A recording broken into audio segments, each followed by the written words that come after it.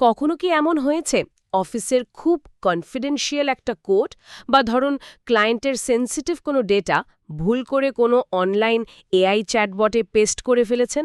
হুম এটা তো এখনকার দিনে অনেক ডেভেলপারেরই একটা রেগুলার দুঃস্বপ্ন। রাইট।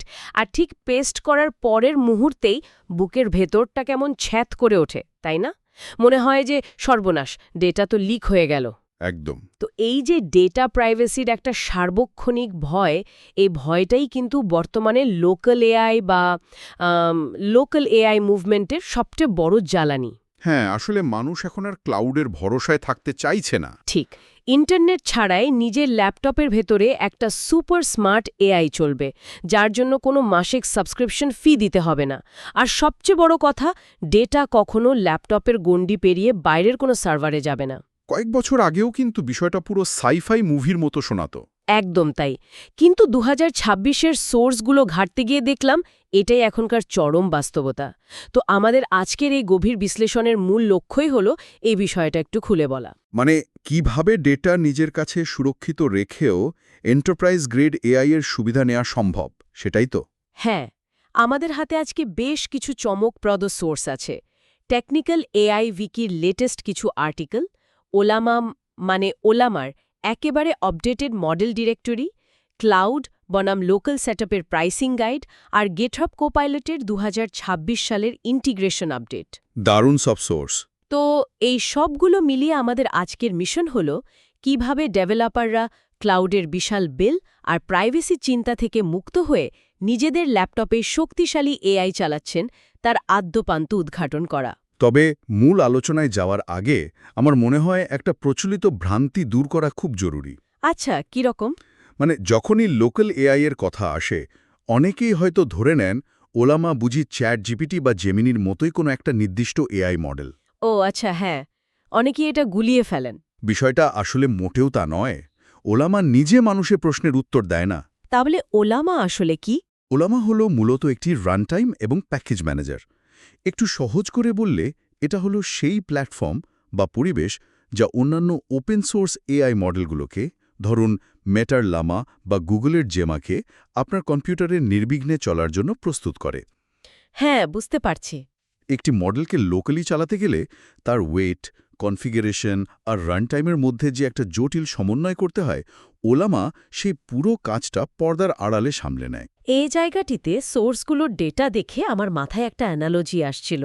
আগে ভাবতাম ওলামা বুঝি একটা ভিডিও গেম কনসোলের মতো। Game console? আচ্ছা। হ্যাঁ, মানে কনসোল নিজে কোনো গেম নয়, কিন্তু লামা বা মিস্ট্রলের মতো গেমগুলোকে চালানোর পরিবেশ তৈরি করে দেয়। বেশ ইন্টারেস্টিং তুলনা। কিন্তু সোর্সগুলো গভীরভাবে বিশ্লেষণ করার পর মনে হচ্ছে এটা শুধু একটা কনসোল নয়, বরং এটা একটা অত্যন্ত স্মার্ট গেম ইঞ্জিনের মতো কাজ করে। রাইট, কারণ ইঞ্জিন নিজে থেকেই বুঝে নেয় ল্যাপটপে ডেডিকেটেড জিপিইউ আছে নাকি শুধু ইউনিফাইড মেমোরি আছে। একদম। আর সেই অনুযায়ী হার্ডওয়্যার লেভেলে কাজগুলো অত্যন্ত নিখুঁতভাবে ডিস্ট্রিবিউট করে দেয়। ব্যবহারকারীকে নিজে থেকে কোনো ড্রাইভার বা জটিল লাইব্রেরি সেট করতে হয় না। আপনার এই স্মার্ট গেম ইঞ্জিন অ্যানালজিটা একদম জুৎসই হয়েছে, কারণ ওলামায়ের এই জাদুকরী ক্ষমতার পেছনে মূলত দুটি কোর প্রযুক্তি কাজ করছে। কি কি? প্রথমটি হল জিজিইউএফ বা জিজিইউএফ ফরম্যাট। এই জিজিইউএফ আসার আগে একটি এআই মডেলের বিভিন্ন অংশ, যেমন মডেলের ওয়েট, মেটাডেটা, টোকেনাইজার, আলাদা আলাদা ফাইলে ছড়িয়ে ছিড়িয়ে থাকত। বাপরে, সে তো একটা এলাহি ব্যাপার। হ্যাঁ, এগুলোকে একসাথে করে মেমোরিতে লোড করাটা ডেভেলপারদের জন্য রীতিমতো দুঃস্বপ্ন ছিল। জিজিইউএফ এই সবকিছুকে একটা মাত্র ফাইলের ভেতরে নিয়ে এসে পুরো মেমোরি ম্যানেজমেন্ট সিস্টেমকেই পাল্টে দিয়েছে। ও আচ্ছা, কিন্তু শুধু ফরম্যাট পরিবর্তন করে সবকিছু একটা ফাইলে আনলেই তো আর মডেলের সাইজ ছোট হয়ে যায় না, তাই না? একদমই না। মানে 70 বিলিয়ন প্যারামিটারের একটা মডেল তো আর জাদুমন্ত্রের সাধারণ ল্যাপটপের র্যামে ঢুকে যাবে না। সাইজ কমানোর জন্য নিশ্চয়ই ভেতরের ডেটা লেভেলে কোনো একটা কাটছাট করতে হয়। ঠিক ধরেছেন। আর সেই কাটছাটের কাজটাই করে দ্বিতীয় প্রযুক্তিটি, যাকে বলা হয় কোয়ান্টাইজেশন। এই কোয়ান্টাইজেশনের বিষয়টা একটু সহজ করে বোঝাবেন। ধরুন, আমরা জানি যে একটি এআই মডেলের ভেতরে বিলিয়ন বিলিয়ন প্যারামিটার বা গাণিতিক সংখ্যা থাকে। সাধারণত এই সংখ্যাগুলো 16-বিট ফ্লোটিং পয়েন্ট বা FP16 ফরম্যাটে সেভ করা থাকে। যেটা নিশ্চয়ই প্রচুর মেমোরি দখল করে। একদম। কোয়ান্টাইজেশনের মাধ্যমে এই সংখ্যাগুলোকে 8 বিট বা এমনকি 4 বিটে নামিয়ে আনা হয়। ওলামাতে সাধারণত Q4, Q5 বা Q8 লেভেলের কোয়ান্টাইজেশন ব্যবহার করা হয়। আচ্ছা, Q4 মানে হলো ডেটাকে 4 বিটে নামিয়ে আনা। হ্যাঁ, এর ফলে যে মডেলটি চালাতে আগে হয়তো 140 জিবি ভিরাম প্রয়োজন হতো, সেটা কোয়ান্টাইজেশনের পর হয়তো মাত্র 40 জিবির কাছাকাছি মেমোরিতেই চালানো সম্ভব হয়। ওয়াও, মেমোরি সেভিংসটা তো বিশাল। তবে এই 4 বিটে নামিয়ে আনার ব্যাপারটা নিয়ে আমার একটা নিজস্ব পর্যবেক্ষণ আছে। কি রকম? অনেকেই ভাবতে পারেন ডেটা এত বেশি কাটছাট করলে এআই তো বোকা হয়ে যাবে, কিন্তু বিষয়টা আসলে সেরকম নয়। এটা একটা খুব কমন ভুল ধারণা। আমি এটাকে এভাবে দেখি, ধরুন একটা বিশাল উপন্যাসকে সামারি করে ফেলা হলো। এতে উপন্যাসের ভাষার যে অলংকার বা সাহিত্যের সৌন্দর্য সেটা হয়তো কিছুটা কমে যাবে। হ্যাঁ, তা তো বটেই। কিন্তু উপন্যাসে মূল প্লট কি, কে কাকে খুন করেছে বা গল্পের লজিক্যাল ফ্লো, সেটা কিন্তু ঠিকই অক্ষুণ্ণ থাকবে। কোয়ান্টাইজেশনের ক্ষেত্রেও লজিকের স্ট্রাকচারটা বজায় থাকে। চমৎকার একটা পয়েন্ট তুলে এনেছেন। আর কোডিং করার জন্য তো ক্রিয়েটিভ লেখার চেয়ে লজিকটাই বেশি দরকার, তাই না? একদম। আর এই লজিকটা টিকে থাকার কারণেই কিন্তু কোডাররা কোয়ান্টাইজড মডেল থেকে সবচেয়ে বেশি সুবিধাটা পাচ্ছেন। কারণ কোডিংয়ে ভাষার কাব্যের চেয়ে সিনট্যাক্স আর রিজনিং অনেক বেশি জরুরি। রাইট। আমাদের সোর্সগুলোতে থাকা মডেল ডিরেক্টরি অনুযায়ী ব্যবহারকারীদের হার্ডওয়্যারের উপর ভিত্তি করে বিভিন্ন ক্যাটাগরির মডেল এখন দারুণ জনপ্রিয়। যেমন ধরুন যাদের ছোট ল্যাপটপ। হ্যাঁ, যাদের VRAM কম তারা মাইক্রোসফটের Phi 3 মিনি বা গুগলের জেম্মা 3-র মতো ছোট কিন্তু অত্যন্ত শার্প মডেলগুলো ব্যবহার করছেন। আর যাদের মূল ফোকাস শুধুই প্রোগ্রামিং, তাদের কাছে ডিপসিক কোডার বা আলিবাবার কোয়েন কোডার দারুণ সমাদৃত। আর যদি ভারী কাজ বা অত্যন্ত জটিল রিজনিংয়ের প্রয়োজন হয়, তাহলে 72 বিলিয়ন প্যারামিটারের কোয়েন 2.572b বা মেটার লামা 3.370bর মতো দানবাকৃতির মডেলগুলো লোকাল মেশিনেও চলছে। অবিশ্বাস্য। কিন্তু মডেল ডিরেক্টরি ডেটা ঘাঁটতে গিয়ে আমি একটা অদ্ভুত জিনিস লক্ষ্য করলাম। কি সেটা? প্রথম দর্শনে আমাদের মনে হতে পারে সবাই হয়তো ওই 70 বিলিয়ন বা তার চেয়ে বড় মডেলই ল্যাপটপে চালাতে চাইবে, কিন্তু পরিসংখ্যানে দেখা যাচ্ছে ওই 7 বিলিয়ন বা 3 বিলিয়ন প্যারামিটারের যে কিট আকারের বা টিনটিনি মডেলগুলো আছে, ডেভেলপারদের কাছে সেগুলোরই চাহিদা সবচেয়ে বেশি। হ্যাঁ, টাইনি বা এজ অপটিমাইজড মডেলগুলো। তো ছোট মডেলের প্রতি এই প্রবল আগ্রহের কারণ কি? এর পেছনে মূল কারণটি হল ল্যাটেন্সি বা রেসপন্স টাইম। মডেল যত বড় হবে, প্রতিটি টোকেন জেনারেট করতে তার তত বেশি মিলিসেকেন্ড সময় লাগবে। ও আচ্ছা, স্পিডের একটা ব্যাপার আছে। হ্যাঁ, যখন একজন ডেভেলপার কোড লিখছেন, তিনি চান এআই যেন তার চিন্তার গতির সাথে তাল মিলিয়ে সাজেশন দিতে পারে। একদম। যেহেতু 3 বা 7 বিলিয়নের মডেলগুলো ল্যাপটপের নিজস্ব র্যামে খুব দ্রুত প্রসেস হতে পারে, আর ইন্টারনেট হয়ে ক্লাউড সার্ভারে কোনো রিকোয়েস্ট পাঠানোরও দরকার পড়ে না, তাই এখানে নেটওয়ার্ক ডিলে বলতে কিছু থাকে না। মানে জিরো লেটেন্সি এক্সপিরিয়েন্স। রাইট। এটা ডেভেলপারদের প্রোডাক্টিভিটি বহুগুণ বাড়িয়ে দেয়। তাছাড়া অফলাইন ক্যাপাবিলিটি তো আছেই। ফ্লাইটে বসে বা ক্যাফেতে ইন্টারনেট ছাড়াই কাজ করার স্বাধীনতা অনেক বড় একটা ব্যাপার। ল্যাপটপের ভেতরে এআই চলার এই পুরো কনসেপ্টটাই অসাধারণ। কিন্তু এখানেই আমার মাথায় একটা প্র্যাকটিক্যাল সমস্যার কথা আসছে। বলুন তো শুনি। ল্যাপটপে মডেল চলল, ঠিক আছে, কিন্তু কোড লেখার সময় যদি বারবার টার্মিনাল বা কমান্ড লাইনে গিয়ে প্রম্পট দিতে হয় আর সেখান থেকে কোড কপি করে আবার এডিটরে আনতে হয়, তাহলে তো প্রোডাক্টিভিটি একেবারে শূন্যের কোঠায় নেমে আসবে। হ্যাঁ, কনটেক্সট সুইচিং যে কোনো সফটওয়্যার ইঞ্জিনিয়ারের জন্যই খুব বিরক্তিকর। ঠিক এই বিরক্তি থেকেই কিন্তু ডেভেলপাররা প্রথম দিকে বিভিন্ন থার্ড পার্টি প্লাগইন বানানো শুরু করেছিল, তাই না? একদম তাই। তারা কাস্টম এক্সটেনশন দিয়ে নিজেদের মতো করে VS কোডের ভেতরে একটা লোকাল কো-পাইলট দাঁড় করানোর চেষ্টা করেছিলেন। কিন্তু থার্ড পার্টি টুলগুলোতে সবসময় স্টেবিলিটির একটা অভাব থাকে। রাইট। আর এই সমস্যার একটা প্রাতিষ্ঠানিক সমাধান নিয়ে এসেছে গিটহাব তাদের 2026 সালের আপডেটে। হ্যাঁ, আমাদের সোর্সগুলো মূলত সেই আপডেটের দিকেই ফোকাস করছে। গিটহাব কো-পাইলট এখন সরাসরি নেটিভভাবে VS কোডের ভেতরে ওলামাকে সাপোর্ট করে। মানে এখন আর কোনো থার্ড পার্টি এক্সটেনশন বা এপিআই কি বসানোর ঝামেলা নেই? একদমই নেই। আর এই আপডেটের সবচেয়ে দারুণ দিক হল এর 3টি নতুন মোড: এজেন্ট মোড, প্ল্যান মোড আর আস্ক মোড। সোর্সগুলো বিশ্লেষণ করে এই এজেন্ট মোডের একটা রিয়েল ওয়ার্ল্ড দৃশ্যপট যদি আমি কল্পনা করি, ধরুন পাইথনে একটা ডেটা স্ক্র্যাপিং স্ক্রিপ্ট লেখা হচ্ছে। আচ্ছা, ডেভেলপার এআইকে বলল স্ক্রিপ্টটা রান করতে। এআই সেটা লোকাল মেশিনে রান করল, কিন্তু কোনো একটা ওয়েবসাইটের এপিআই রেট লিমিটের কারণে হয়তো এরর খেলো। এটা তো হরহামেশাই হয়। তো এজেন্ট মোডে থাকা এআই কিন্তু শুধু এরর দেখিয়ে বসে থাকবে না, সে নিজে থেকেই ওই এরর মেসেজটা পড়বে, কোথায় ভুল হয়েছে সেটা অ্যানালাইজ করবে, আর তারপর স্ক্রিপ্টের ভেতরে নিজে থেকেই একটা ডিলে লজিক রিরাইট করে ফেলবে। আর এই পুরো মাল্টি স্টেপ টেস্টিং আর ফিক্সিংয়ের কাজটা হবে ল্যাপটপ থেকে, কোনো সোর্স কোড ইন্টারনেটে না পাঠিয়েই। চমৎকার উদাহরণ। এই যে এআই এর নিজে থেকে চিন্তা করার এবং ভুল থেকে শিখে কোড ঠিক করার ক্ষমতা, একেই কিন্তু বলা হয় রিজনিং। আচ্ছা, ছোট মডেলগুলো অটো কমপ্লিট হয়তো খুব ভালো করে, কিন্তু এই ধরনের মাল্টি স্টেপ টাস্ক বা এজেন্ট মোড চালানোর জন্য মডেলের রিজনিং ক্ষমতা খুব শক্তিশালী হতে হয়। বুঝতে পারছি।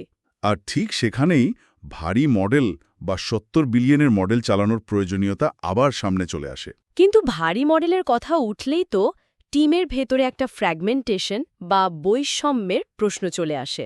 বৈষম্য মানে কি রকম? ধরুন, একটা বড় সফটওয়্যার ডেভেলপমেন্ট টিমের কথা ভাবি। টিমের একজন জুনিয়র ডেভেলপার হয়তো বেশ পুরনো ল্যাপটপ ব্যবহার করছেন, তাই বাধ্য হয়ে তিনি ওলামাতে ছোট ৭ বিলিয়ন মডেল চালাচ্ছেন। অন্যদিকে টিমের আরেকজন সিনিয়র ডেভেলপার হয়তো অত্যন্ত শক্তিশালী জিপিইউওয়ালা পিসি ব্যবহার করছেন, তাই তিনি ভারী ৭০ বিলিয়ন মডেল ব্যবহার করছেন। রাইট। এখন দুজন যখন একই প্রজেক্টে কোড লিখবেন, তখন কোপাইলট থেকে পাওয়া কোডের মান বা অটোকমপ্লিটের ধরন তো সম্পূর্ণ ভিন্ন হবে। এতে তো পুরো প্রজেক্টের কোড বেস একটা জগাখিচুড়িতে পরিণত হবে। একদম ঠিক।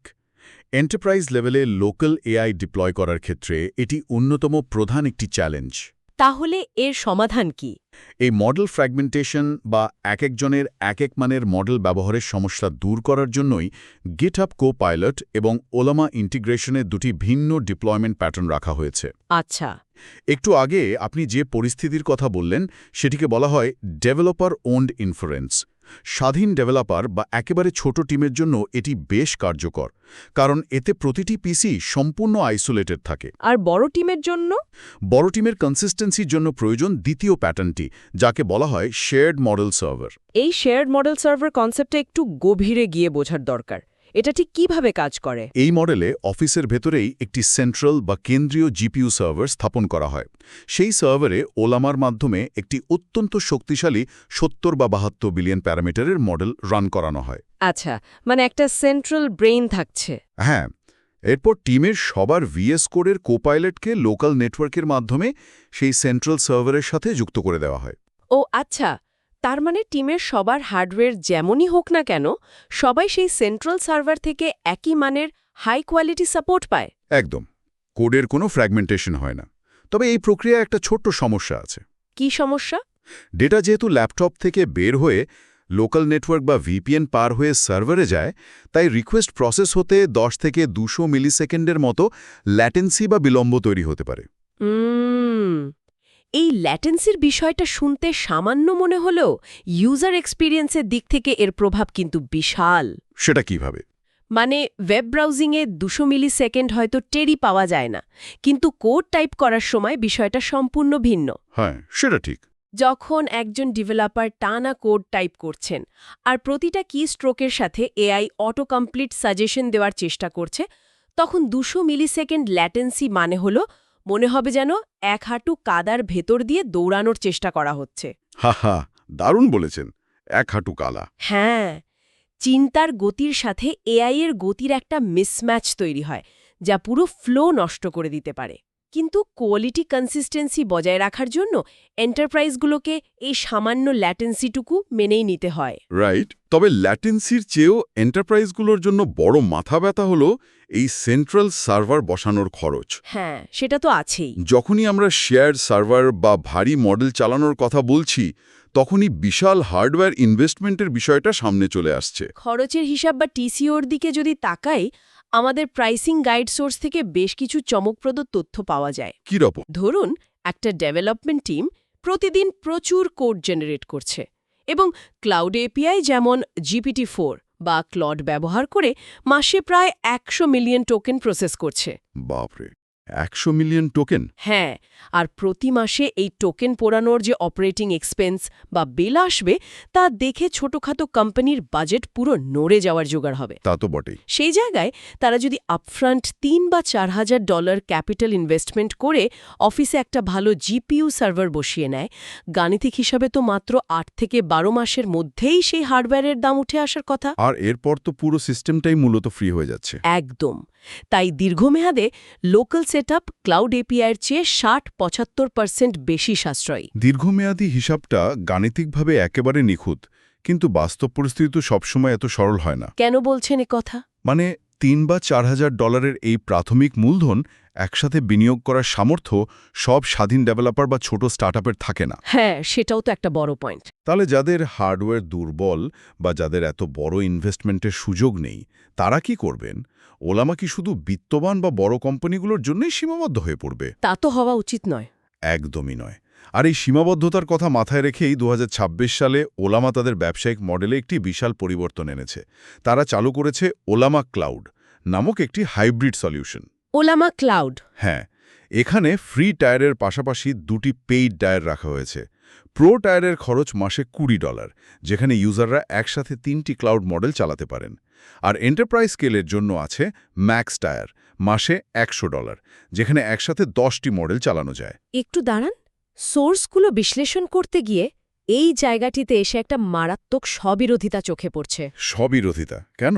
মানে ওলামার তো জন্মই হয়েছিল ক্লাউড এপিআই এর বিল আর ডেটা প্রাইভেসির হাত থেকে বাঁচার জন্য, তাই না? রাইট। ডেভেলপাররা ক্লাউড থেকে বেরিয়ে এসে সবকিছু নিজের মেশিনে লোকালি চালাবে, এটাই তো ছিল পুরো লোকাল এআই মুভমেন্টের মূল স্পিরিট। আবার এখন সেই ওলামা আবার ঘুরে ফিরে ক্লাউড মডেল বিক্রি করছে। এটা কি নিজেদের মূল আইডিওলজি থেকে সরে আসা নয়? বাইরে থেকে দেখলে এটি সত্যি একটি বড় প্যারাডক্স বলে মনে হয়। ওলামা ক্লাউড এপিআই এর বিকল্প হিসেবে এসেছিল, কথাটি সত্য, কিন্তু বাস্তবতাটা একটু ভিন্ন। বাস্তবতাটা কি? বাস্তবতা হল 70 বিলিয়ন বা তার চেয়ে বড় মডেল চালানোর জন্য যে পরিমাণ কম্পিউট পাওয়ার প্রয়োজন, সেটা রাতারাতি সবার ল্যাপটপে চলে আসবে না। তা ঠিক। হার্ডওয়্যারের এই সীমাবদ্ধতার কারণেই ওলামাকে একটি হাইব্রিড মডেলে যেতে হয়েছে। তবে ট্র্যাডিশনাল ক্লাউড এপিআই আর ওলামা ক্লাউডের মধ্যে ইউজার এক্সপিরিয়েন্স বা ইউএক্সের ক্ষেত্রে একটি সূক্ষ্ম কিন্তু বিশাল পার্থক্য আছে। পার্থক্যটা ঠিক কোথায়? ক্লাউড তো শেষ পর্যন্ত ক্লাউডই, তাই না? পার্থক্যটা হলো ফ্রিকশন বা বাধা দূর করায়। ট্র্যাডিশনাল ক্লাউড এপিআই ব্যবহার করতে গেলে ডেভেলপারকে নতুন করে এপিআই কি কনফিগার করতে হয়, নতুন টুল শিখতে হয় এবং কোড বেসে পরিবর্তন আনতে হয়। আর ওলামা ক্লাউডে? ওলামা ক্লাউডের ক্ষেত্রে ডেভেলপারকে নতুন কিছুই শিখতে হয় না। ল্যাপটপের লোকাল মডেল চালানোর জন্য যে ইন্টারফেস বা যে কমান্ড ব্যবহার করা হতো, ঠিক একই কমান্ড দিয়ে ক্লাউড মডেল চালানো যায়। ওয়াও! হ্যাঁ, শুধু মডেলের নামের শেষে ক্লাউডের একটা ট্যাগ পরিবর্তন করে দিলেই কাজ শেষ। ও আচ্ছা। এর মানে হলো ছোটখাটো বা সাধারণ কোডিংয়ের জন্য ডেভেলপার তার নিজের ল্যাপটপের রিসোর্স ব্যবহার করল, যা সম্পূর্ণ ফ্রি আর যেখানে প্রাইভেসি 100% নিশ্চিত। একদম তাই। আর যখন খুব জটিল কোনো বাগ ফিক্সিং বা ভারী লজিকের প্রয়োজন হলো, তখন সে কোনো কনফিগারেশন চেঞ্জ না করে ওলামা ক্লাউডের রিকোয়েস্ট পাঠিয়ে দিল। রাইট, এটা কোনো অল অর নাথিং সিচুয়েশন নয়। মানে ডেভেলপাররা চাইলে প্রয়োজন অনুযায়ী লোকাল এবং ক্লাউডের একটা সুন্দর হাইব্রিড ব্যালেন্স তৈরি করতে পারছেন। আর খরচের দিক থেকেও প্রতি মাসে টোকেন গুনে গুনে সারপ্রাইজ বিল আসার কোনো ভয় থাকছে না। কারণ এটা একটা ফিক্সড মাসিক ফির মডেলে কাজ করছে। তবে হ্যাঁ, যখনই কাজের সুবিধার জন্য মডেল ক্লাউডে পাঠানো হচ্ছে, তখন পিওর লোকাল প্রাইভেসির যে গ্যারেন্টি, সেটা তো আর থাকছে না। হ্যাঁ, ওই জায়গায় একটু ছাড় দিতেই হচ্ছে। তাই অত্যন্ত কনফিডেন্সিয়াল ক্লায়েন্ট ডেটা বা সেন্সিটিভ প্রজেক্টের ক্ষেত্রে এই ক্লাউড টায়ার ব্যবহার করাটা মোটেও বুদ্ধিমানের কাজ হবে না। সেখানে ওই $3-4 হাজার হার্ডওয়্যার বিনিয়োগটাই সবচেয়ে নিরাপদ ও যৌক্তিক রাস্তা। একদম ঠিক বলেছেন। প্রাইভেসি এবং কনভিনিয়েন্সের মধ্যে এই ট্রেড অফ বা ভারসাম্য রক্ষা করাটাই এখনটার ইকোসিস্টেমের সবচেয়ে বড় চ্যালেঞ্জ। বেশ, আমাদের আজকের এই দীর্ঘ গভীর বিশ্লেষণের একেবারে শেষ পর্যায়ে আমরা চলে এসেছি। সোর্সগুলো থেকে পাওয়া ডেটা থেকে বেশ কিছু গুরুত্বপূর্ণ কি টেকঅ্যাওয়েজ আমরা টানতে পারি। হ্যাঁ, অবশ্যই। প্রথমত, ওলামা নিজে কোনো এআই মডেল নয়। এটি মূলত জটিল এআই মডেলগুলোকে সহজভাবে চালানোর একটি অত্যন্ত smart runtime engine. GGUF format আর কোয়ান্টাইজেশনের মতো প্রযুক্তি ব্যবহার করে ওলামা বিশাল আকারের মডেলগুলোর লজিক ঠিক রেখে সেগুলোকে সংকুচিত করে সাধারণ ল্যাপটপের মেমোরিতে জায়গা করে দিয়েছে। দ্বিতীয়ত আমরা দেখলাম কিভাবে 2026 সালে গিটহাব কোপাইলটের সাথে ওলামা নেটিভ ইন্টিগ্রেশন কোডিং এক্সপিরিয়েন্সকে একটা নতুন মাত্রায় নিয়ে গেছে। ওই যে এজেন্ট মোড। হ্যাঁ, এজেন্ট মোড বা প্ল্যান মোডের সাহায্যে এআই এখন নিজে থেকেই ভুল খুঁজে বের করতে পারে এবং কোড রিরাইট করতে পারে। আর এই পুরো অটোমেশনটা করা সম্ভব হচ্ছে সম্পূর্ণ অফলাইনে নিজের প্রাইভেসির গণ্ডির ভেতর থেকে। আর সবশেষে আমরা বিশ্লেষণ করলাম লোকাল হার্ডওয়্যার বনাম ক্লাউড খরচের বা TCO এর সঠিক হিসাবটা। রাইট। দীর্ঘমেয়াদে সেন্ট্রাল সরাফার বা লোকাল হার্ডওয়্যার ইনভেস্টমেন্ট আর্থিকভাবে সাশ্রয়ী হলেও যাদের বাজেট কম তাদের জন্য ওলামার নতুন হাইব্রিড ক্লাউড মডেল কিভাবে একটা নিরবিচ্ছিন্ন এক্সপিরিয়েন্স দিচ্ছে সেটাও আমরা বুঝলাম। যারা নতুন এআই প্রযুক্তি নিয়ে কাজ করছেন বা যাদের দৈনন্দিন কাজ ডেটা সিকিউরিটি নিয়ে, তাদের জন্য এই বিষয়গুলো জানা শুধু তাত্ত্বিক জ্ঞান নয়, বরং প্রতিদিনের টেকনিক্যাল সিদ্ধান্ত নেওয়ার জন্য অপরিহার্য। একদম ঠিক। এবং এই পুরো ইকোসিস্টেম আমাদের একটা বড় সত্যের মুখোমুখি দাঁড় করাচ্ছে। প্রাইভেসি এখন আর কোনো বিলাসবহুল শব্দ বা এক্সট্রা ফিচার নয়, বরং ডেটা ড্রিভেন দুনিয়ায় এটি ডেভেলপার এবং এন্টারপ্রাইজগুলোর একটি মৌলিক অধিকার হয়ে দাঁড়াচ্ছে। খুব সুন্দর বলেছেন। তো বিদায় নেওয়ার আগে আমাদের আজকের আলোচনা থেকে সম্পূর্ণ নতুন একটা চিন্তার খোরাক সবার সামনে তুলে ধরতে চাই, যা হয়তো সোর্সগুলোতে সরাসরি লেখা নেই, কিন্তু আজকের প্রযুক্তিগত গতির দিকে তাকালে প্রশ্নটা স্বাভাবিকভাবেই মাথায় আসে। কি প্রশ্ন? একটু ভেবে দেখুন, প্রতি বছর AI মডেলগুলো সাইজে প্রায় দ্বিগুণ হচ্ছে, এদের প্যারামিটারের সংখ্যা বাড়ছে, এরা আরও বুদ্ধিমান হচ্ছে। অন্যদিকে আমাদের সাধারণ ল্যাপটপের র্যাম বা কম্পিউট পাওয়ার কিন্তু সেই একই জ্যামিতিক হারে বাড়ছে না। হ্যাঁ, হার্ডওয়্যার তো সবসময় পিছিয়ে থাকে। তাহলে যদি কোনো এক সময় আমাদের সাধারণ হার্ডওয়্যার এই সুপার ইন্টেলিজেন্সের গতির সাথে আর তাল মেলাতে না পারে, তখন কি হবে? চিন্তার বিষয়। তবে কি এই লোকাল AI বিপ্লব একসময় বিশ্বজুড়ে ছড়িয়ে থাকা কোটি কোটি সাধারণ ব্যবহারকারীর ল্যাপটপ বা কম্পিউটারের সমন্বয়ে গঠিত কোনো এক বিশাল ডিসেন্ট্রালাইজড বা বিকেন্দ্রীকৃত ক্লাউড নেটওয়ার্কে পরিণত হবে? ওয়াও, এটা তো বিশাল ব্যাপার হবে। হ্যাঁ, যেখানে ভবিষ্যতে কোনো একটা সেন্ট্রাল কোম্পানির সার্ভারের বদলে আমরা একে অপরের অব্যবহৃত কম্পিউট পাওয়ার ভাগাভাগি করে চালাবো পৃথিবীর সবচেয়ে বুদ্ধিমান AI। ভাবনার এই বিশাল দরজাটি খোলা রেখেই আজকের মতো আমাদের এই বিশ্লেষণ এখানেই শেষ করছি।